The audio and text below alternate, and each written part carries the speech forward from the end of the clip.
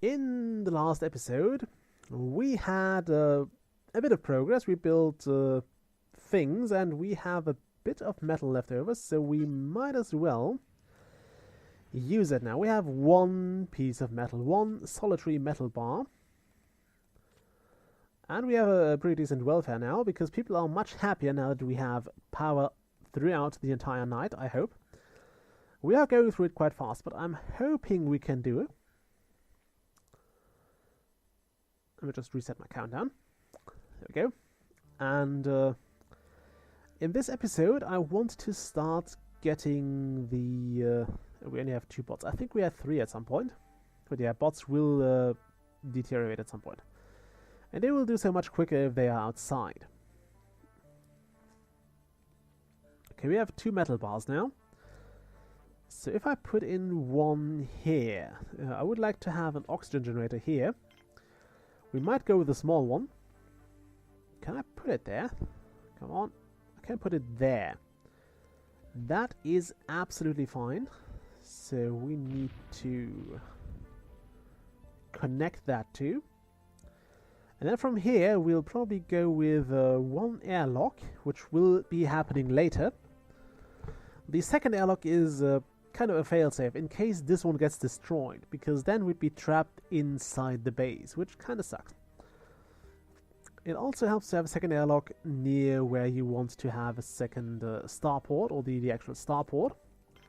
We can build that. I think that's an exterior structure. Yeah, this is the starport. It needs 10 metal, which is a crap load for now. There are also a lot of other structures we can't build yet because they require others. Like the anti-meteor laser, which is very, very useful, but very, very difficult to do. We could do, I think this is a lightning catcher, or lightning rod. It's kind of cool. And yeah, radio antenna and all that kind of stuff. So I think this one warns you of incoming meteors, and I think also dust storms and things. Oh well, I always get a bit of a shock when I see something hit very, very close to the base. This is a purely decorative item, as far as I can tell. Another advantage of having a second airlock in this area is that people don't have to carry things all the way around the base.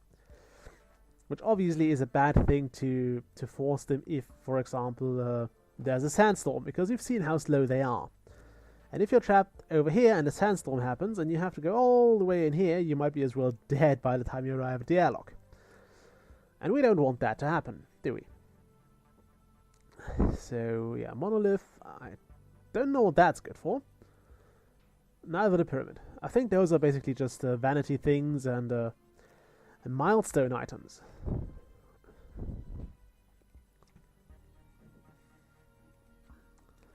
So I think if you go for the milestones, then those would be the things to go for.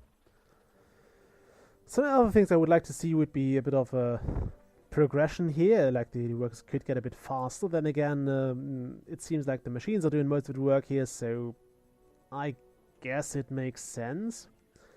Also, look at that. This wind turbine was probably one of the better ideas I had in this Let's Play, or at least in this playthrough, because look at how much power we still have, and we kept everything running all night. So, yeah, it took a large load off our shoulders. And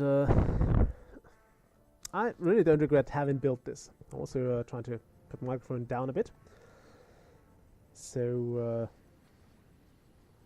I don't breathe into it all the time. I just realized I had 3 episodes in, sorry for that.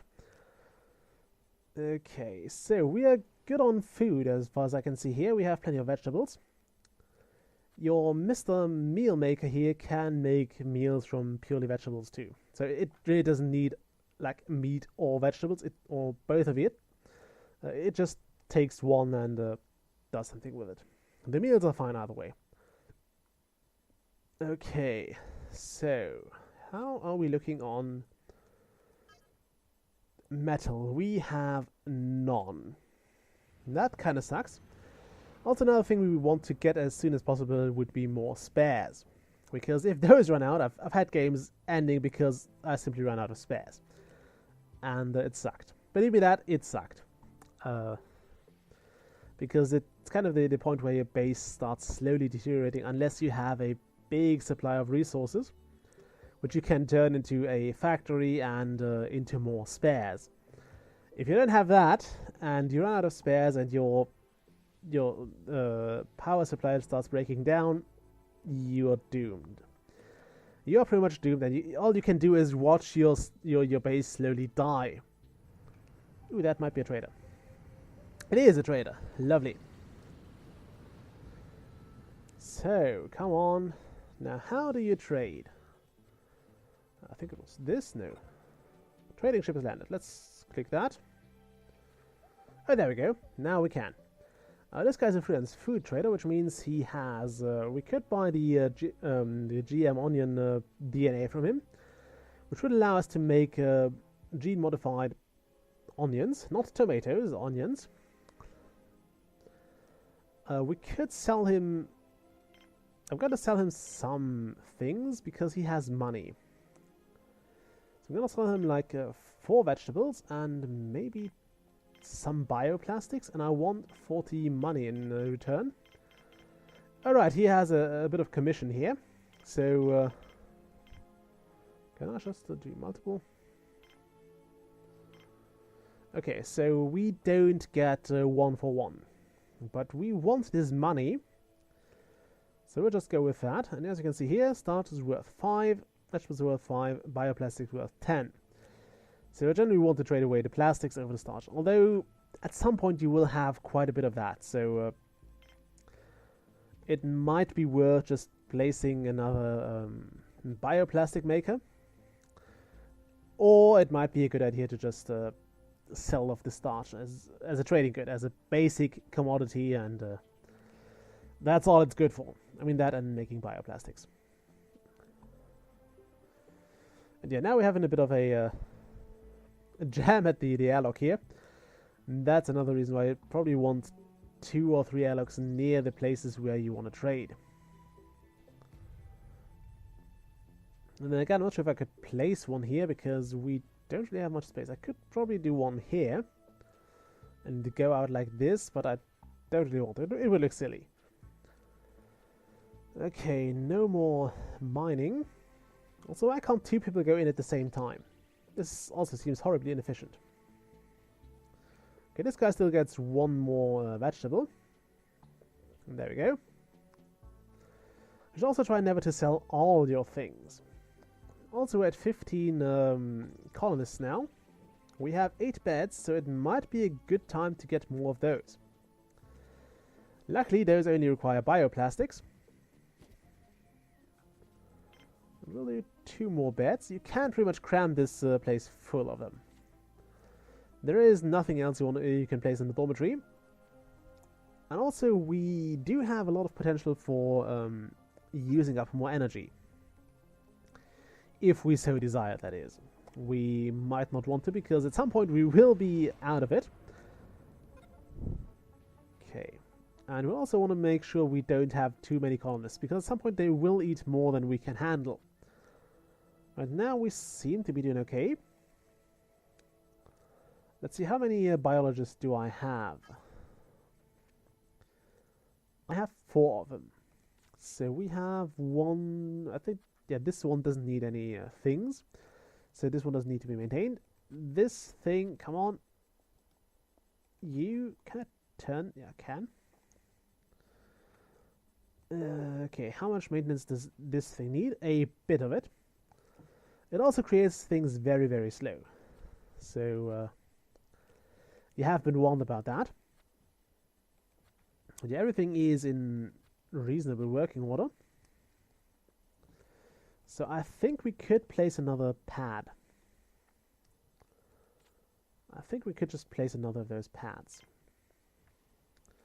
Let's see, we have tomato, we have lettuce, we have, what was that, rice, and we have potatoes.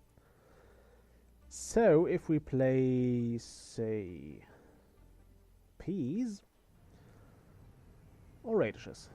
Do those actually? Yeah, those only do vegetables, and those will give you vegetables and some starch. So we probably want more starch, so we'll go with a maize pad. also known as corn. Although I'm not sure where the if there is a or where the distinction line goes. I mean, I think this is a regional thing. So some people say maize, some people say corn. And I believe it's regional, and that's probably some sort of distinction on where they say maize, where they say corn. And yeah, I think we definitely need more of that. So we'll just cram that full of pads now. I believe that's I think that's a reasonably good idea. So let's also do some of that. And probably also we need more onions. And we have tomatoes, we have lettuce, we need radishes, and let's also use mushrooms. I think that's a more bioplastic than we have right now, but I suppose it will be good in the long run. And bioplastic also literally grows on, well, not trees, but on other stocky plants, so that's fine. Also, I probably shouldn't have done that. I just noticed we have plenty of vegetables already. Then again, we might as well sell the excess off. It's always good to have that. Okay, there's more ore coming in. Once we have, I think, 2 more ores. Is that? Yeah, that's operating. I would like to get a laboratory going. Because those medicinal herbs we probably have somewhere here. Yeah, those don't do anything for us. They have to be transformed in the laboratory into something that's useful. And how much stuff do we need for the lab? I think I checked already. Yeah, 1 to 2. We'll probably do a small laboratory first. You can also use them to make meat. You can grow, I think, vitro meat is it called. That requires a biologist.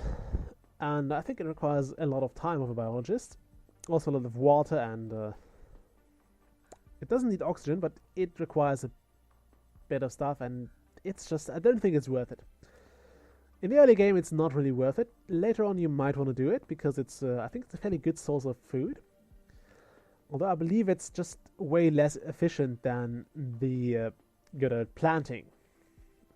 Also, how are we doing on water? We are not using up too much water, so we still have this full water tank.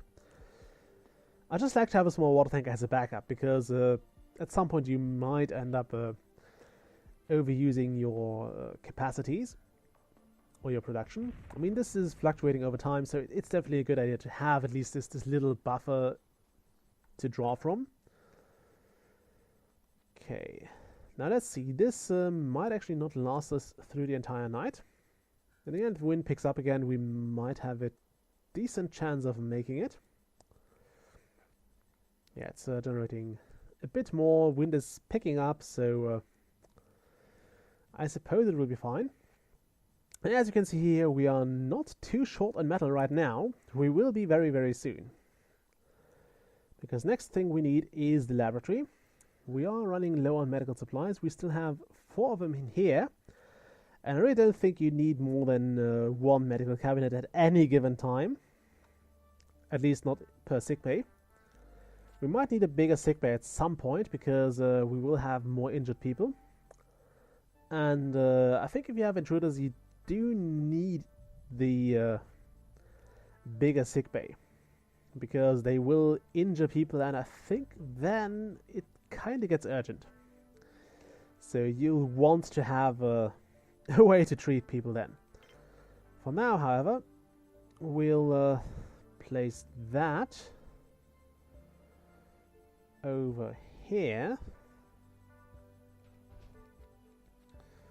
and connect it to the airlock, not the airlock, the thing, the oxygen generator. Okay, can we do it until the end of the night?